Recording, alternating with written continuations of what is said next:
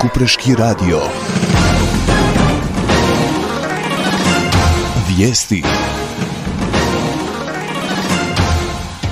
Poštovanje, cijenjeni slušatelji, u vijestima poslušajte. Prisega nove generacije policijskih službenika MUP-a Herceg-Bosanske županije. Potrebno pooštriti sankcije protiv Dodika. Bećirović, on je opasan političar koji neskriveno ugrožava Dejtonski mirovni sporazum. Dodik, Bećirovićev poziv na sankcije krik nemoći. Samoubojstvo u mostarskom zatvoru. U Posušju otvoren dječji vrtić Šapica. Dana 1. lipnja 2023. godine s početkom u 11 sati u krugu zgrade MUP-a Herceg-Bosanske županije održana je svečana ceremonija na kojoj su 44 kadeta, od čega 13 kadetkinja, sukladno uredbi o tekstu i načinu polaganja prisege policijskih službenika MUP-a Herceg-Bosanske županije pred ministrom unutarnjih poslova gospodinom Marijom Lovrićem i načelnikom sektora uniformirane policije gospodinom Antom Stanićem dali prisegu prije početka rada na policijskim poslovima, odnosno stupanja na dužnost policajca. Tijekom svečane ceremonije budućim policijskim službenicima i službenicama prigodnim govorom obratili su se ministar i načelnik sektora, nakon čega su im uručili rješenja o prijemu u radni odnos i rješenja o početnom činu policajac, kao i etički kodeks za policijske službenike. Ovim činom uprava policiji Ministarstva unutarnjih poslova Herceg-Bosanske županije je obogatila svoje snage sa 44 nova policijska službenika. Član predsjedništva Bosne i Hercegovine Denis Bećirović razgovarao je sa članovima radne grupe za regiju Zapadnog Balkana, koje je pozvao da po uzoru na Sjedinjene Američke Države i Ujedinjeno Kraljevstvo uvedu mnogo oštrije sankcije prema predsjedniku BiH entiteta Republika Srpska Miloradu Dodiku. Tijekom sastanka s grupom koju čine predstavnici 27 zemalja članica Europske unije, Bećirović je ukazao da se radi o opasnom političaru koji neskriveno ugrožava Dejtonski mirovni sporazum te prijeti nezavisnosti, suverenitetu i teritorijalnom integritetu Bosne i Hercegovine, a time i miru i sigurnosti.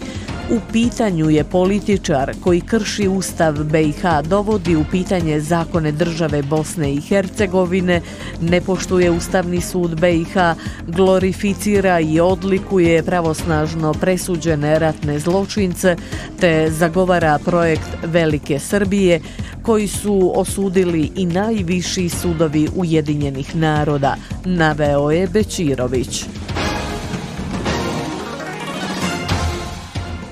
Denis Bećirović mnogo bolje i uspješnije razgrađuje BiH nego bilo ko drugi, stoji u reakciji predsjednika RS-a Milorada Dodika, nakon što je član predsjedništva BiH Denis Bećirović tražio da se pooštre sankcije Dodiku zbog antidejtonskog djelovanja. BiH se nalazi u stanju u kakvom jeste upravo zbog avanturista i politikanata poput Bećirovića.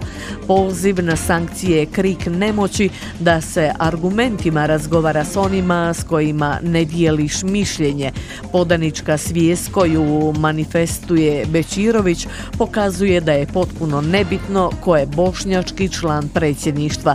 Svi bi da drugi i to silom završe ono što bi oni željeli. Tu i takvu BiH uskoro neće željeti ni Bošnjaci, smatra Dodik. U kazneno-popravnom zavodu Mostar jutros je samoubojstvo vješanjem, kako prenosi Avaz, počinio MK, 53 godine. Iz MUP-a Hercegovačko-neretvanske županije samo je kratko potvrđeno da im je događaj prijavljen jutros u 7 sati, a više informacija, kazali su, bit će poznato kasnije, nakon obavljanja svih neophodnih mjera i radnji. Ovaj 53-godišnjak je u ranim jutarnjim satima pronađen obješen u zatvorskom toaletu. Riječ je o MK iz Bajramovaca kod Kupresa, osumnjičen da je 25. travnja uz uporabu fizičke snage pokušao silovati svoju majku ĐK, 77 godina. Nakon uhićenja izmjereno mu je prisustvo alkohola u krvi u koncentraciji od čak 3,67 promila. Tijekom očevida pripadnici policijske postaje Kupres u njegovoj kući pronašli veću količinu oružja i to 14 ručnih bombi, 2 automatske puške, 1 poluautomatsku pušku i pištolj model M57 te 1071 komad streljiva kalibra 7,62 mm.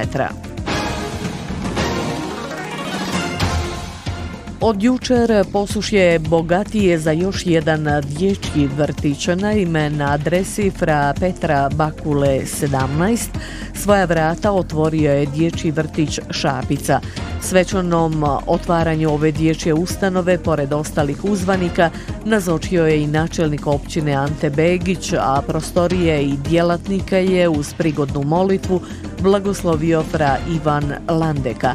Vrtić raspolaže s nekoliko moderno opremljenih prostorija namijenjenih dnevnom boravku djece, a stručno osoblje bit će zaduženo za kvalitetan, edukativni i stručni rad. Pored interijera za bezbrižnu igru mališana je uređeno i vanjsko igralište. U vremenu zabrinjavajućih demografskih podataka potreba otvaranja novih dječjih vrtića u našoj zajednici, lokalnoj zajednici, posebno raduje i daje nadu u bolje sutra. Slušali ste vijesti Kupreškog radija.